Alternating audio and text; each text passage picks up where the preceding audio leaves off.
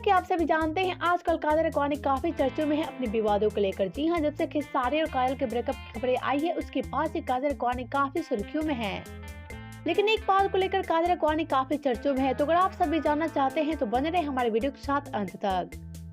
Video में आगे बढ़े उससे पहले वीडियो को लाइक कर ले और चैनल को सब्सक्राइब कर ले। और हाँ, अगर आप सभी हमारे चैनल को सब्सक्राइब नहीं किए हैं तो जल्दी से सब्सक्राइब कर ले।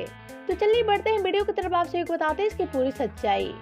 तो जी हाँ, एक बार काजल और कौन अपने सोशल हैंडल पर लाइव आकर अपनी जिंदगी से जुड़ी कुछ अनसुनी बातों का खुलासा कर रही थी और कहती कि किसी दर्शक ने उनसे पूछा क्या कहना चाहती है बिहारी को लेकर, कि आप किसी बिहारी से शादी करना चाहती हैं।